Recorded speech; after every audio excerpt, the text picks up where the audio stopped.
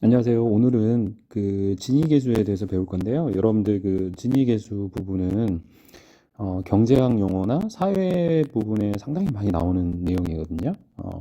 굳이 우리가 수학을 하지 않더라도 이 진위계수 부분은 좀 알아두면 나중에 큰 도움이 될 수 있을 것 같아요. 그래서 진위계수 부분을 간략하게나마 설명을 좀 한번 하겠습니다. 계수는 보면 뭐 여기 간단하게 나와 있어요. 뭐라고 나왔냐면 한 나라의 소득 분배 상태를 알아보기 위하여 미국의 통계학자 맥스 로렌츠가 개발하였는데 핵심은 이거예요. 인구 누적 비율과 소득의 누적 점유율 간의 관계를 나타내는 곡선이다. 그래서 뭐 간략하게 설명을 하면 이 표를 보면 간단히 나오거든요. 자, 예를 들어서 P라는 점을 봅시다. P라는 점을 보면 인구 누적률이 몇 퍼센트냐면 80%예요. 그러면 이 80%가 소득 누적이 몇 퍼센트 걸리냐면 40% 걸리는 거거든요. 그러면 이 말은 무슨 얘기냐면 인구 그 나라의 소득자 80%가 그 나라 전체 소득의 40%를 차지하고 있다는 얘기예요. 그 말은 돌려서 말하면 이런 얘기거든요. 이 80%에 해당하지 않는, 그러니까 나머지 상위 20%가 40%를 제외한 60%의 소득을 다 갖고 있는 거예요. 그렇단 말은 상식적으로 생각해 보면 어떻게 판단할 수 있냐면 대다수의 사람은 그러니까 5명 중에 4명, 5명 중에 4명은 그 나라 소득의 전체를 기준으로 했을 때 40%뿐이 안 갖고 있는데 20명이 나머지 60%의 소득을 다 갖고 있다는 얘기거든요. 그럼 상당히 어떻게 이 부의 불평등이 좀 있다는 걸 우리가 알 수가 있겠잖아요. 그런 부분에 관한 얘기를 설명을 하는 거예요. 우리가 그 나라의 소득이 올바르게 분배되고 있느냐, 빈부격차가 얼만큼 있느냐 판단하는 어느 하나의 지표가 될 수 있다는 얘기예요. 이해되시죠? 그러니까 예를 들어서 이런 수도 있겠잖아요. 지금 이 곡선이 L과 같은 곡선과 M과 같은 곡선이 있다고 할 때 이 L과 같은 곡선에 대해서는 비율이 이런 거잖아요. 인구 누적이 60%에 해당되는 사람이 그 나라의 소득의 50%를 갖고 있는 거고 이 M과 같은 곡선 같은 경우는 인구의 60%에 해당하는 사람이 소득 점유율은 30분이 안 되는 거죠.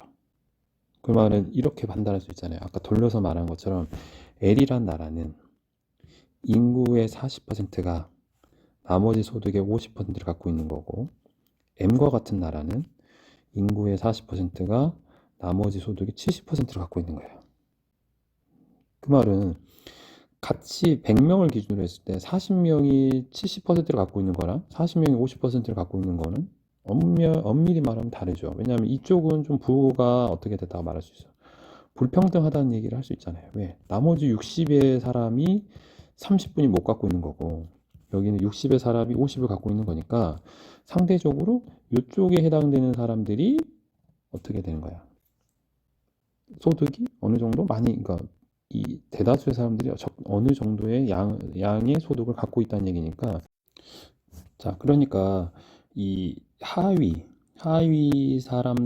그룹에 있는 애들이 소득을 어느 정도를 전체 비율에서 갖고 있느냐. 결국은 이런 것들을 나타내는 게 진위계수거든요. 그러니까 이런 부분들이 소득의 평등이나 불평등이냐를 구분해주는 어느 하나의 지표가 될 수 있다는 거예요. 그렇게 어려운 얘기는 아니죠. 그렇게 생각해 보면 우리나라는 과연 진위계수가 어느 정도 될까? 그렇게 생각해 보면 여러분들 마음속에 과연 우리나라는 부가 평등하게 분배가 되어 있느냐 이런 생각을 해보면 아닌 경우가 많죠. 우리도 잘 사는 사람들이 많은 소득을 갖고 소수의 사람들이 대다수의 이익을 가질 수 있는 상황이 되기 때문에 아마도 이런 부분이 여러분들이 생각했을 때 이 진위계수를 보면서 우리나라는 과연 소득의 분포가 균등하게 되어 있느냐, 불평등하게 되어 있느냐 이런 걸 판단할 수 있는 자료가 될 수 있겠죠. 이해되시죠? 이제 그런 관계를 한번 보시라는 얘기 같아요. 자, 그래서 이제는 이 진위계수를 좀 더 확실하게 이해하기 위해서 좀 진위계수의 어떤 예들을 보면서 여러분들이 그 부분들을 한번 판단을 한번 해볼게요. 자, 여기 보시면 자, 이 빨간색 그래프를 보세요. 빨간색 그래프는 여러분들 예를 들어 y는 x 그래프를 보면 여기가 40%면 여기도 몇 퍼센트? 40%야. 여기가 90%면 얘도 90이겠죠. 그 말은 뭐냐면 각 비율에 해당되는 사람이 적당량의 비율만큼을 일정하게 갖고 있는 거죠. 그러니까 90명이 90의 소득을 갖고 있고 40명이 40의 소득을 갖고 있으니까 이건 아주 이상적인 상황이잖아요. 그죠? 자, 그런데 여기 예를 보면 밑에 그래프를 보면 이런 그래프를 한번 봅시다. 자, 여기가 예를 들어서 여기가 40인데 여기가 40이라고 하는데 여기가 20이었다고 해봐. 그럼 무슨 얘기가 돼? 이 그래프는 40명이 20만큼의 소득을 못 갖고 있는 거야. 갈수록 어때죠? 여기가 예를 90인데 여기가 90이었으면 좋겠지만 여기는 예를 50분이 안 되는 거야. 그러면 90명이 50명만큼뿐이 소득을 안 갖고 있는 거야. 그럼 뭐야? 10명, 나머지 90명을 제한 10명이 나머지 50을 갖고 있으니까 소수의 사람이 소득을 절반을 다 차지하고 있다. 아주 많은 양의 비율을 차지하고 있다는 걸 충분히 알 수 있잖아요. 그렇죠? 그러니까 이런 경우는 상당히 어때? 빈부격차가 어떻겠어? 크겠지. 그 말은 뭐냐면 이상적인 이 곡선과 실제로 이 나타나는 그래프의 곡선의 차가 어떻게 하면 크면 클수록 빈부격차는 훨씬 더 어떻겠다. 커진다는 얘기 할 수 있어. 그러니까 다시 말씀드리면 이런 거야. 여기가 50이라고 하면 50을 갖고 있어야 돼. 50명이 50을 갖고 있으면 상관없는데 여기는 뭐야? 예를 들어 10분이 안 갖고 있는 거야.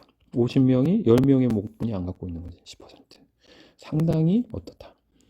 불평등한 사회다. 이런 얘기를 할 수 있는 거야. 그러니까 완전 곡선에 가까워질수록 소득의 불균형이 작아지는 거고 완전 곡선에 멀어질수록 소득의 불균형은 커진다는 거를 우리가 직관적으로 알 수가 있어요.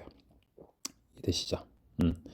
그러니까 이런 부분들을 여러분들이 좀 잘 판단하시면 되는데 그렇다면 이제 우리가 생각하는 진위계수는 어떻게 구하느냐? 진위계수 구하는 공식은 간단해요. 어떻게 하냐면 이상곡선과 실제 로렌츠 곡선상에서 생기는 이 곡선에 대한 면적의 B로 계산을 하는 거거든요. 전체 양은 뭐가 되냐면 알파의 면적과 베타의 면적에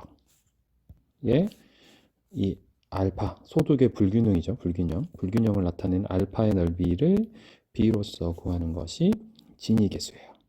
그러면 척에 나와 있는 것처럼 완전 균등곡선이면 어떻게 되겠어요?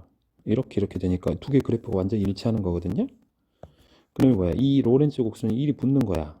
그렇단 말은 균등곡선이 돼버리면 알파 부분은 당연히 존재할 수가 없겠잖아요. 그죠? 베타만이 존재해, 베타만. 그러니까 베타가 완전 균등부분인데 알파가 0이니까 알파의 넓이에 베타의 넓이에 알파의 넓이 B라고 있으니까 어떻게 돼? 0이 되는 거겠잖아. 분모에 0이니까 0이죠. 그러니까 균등 분포선의 진위계수는 0이 나고요.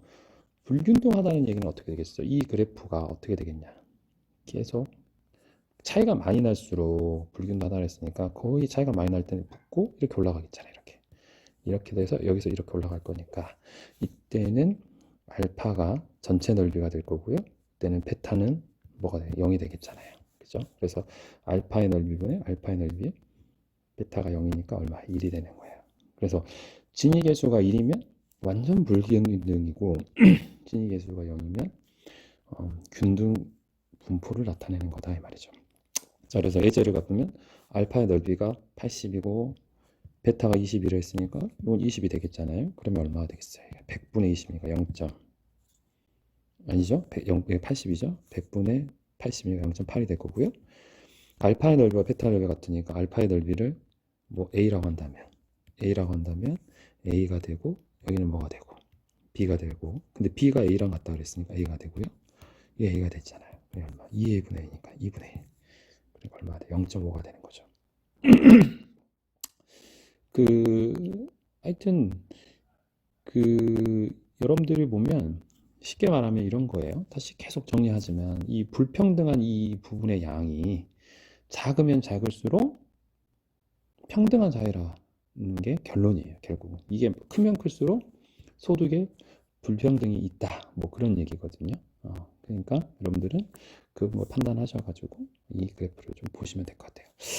하나 뭐 이야기를 하자면 결국은 이 부분이 만약에 시험에 나온다고 하면 면적과 면적에 관한 얘기거든요. 그럼 면적과 면적에 관한 얘기인데 선생님이 응용을 한다면 이런 부분을 함수로 걸게 되면 함수에 관한 면적을 정적분으로 우리가 구할 수가 있고요. 이런 부분도 당연히 구할 수 있잖아요. 그럼 결국 면적이 함수식으로 나타나게 되면 결국 이런 문제는 적분의 문제하고도 관련이 될 수 있으니까 그 부분들을 여러분들이 생각하시면 될 것 같습니다. 아셨죠?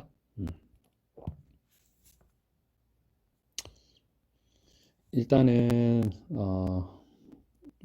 진위계수까지 얘기하고요. 다음 시간에는 물가지수에 대해서 이어서 가도록 하겠습니다. 수고하셨습니다.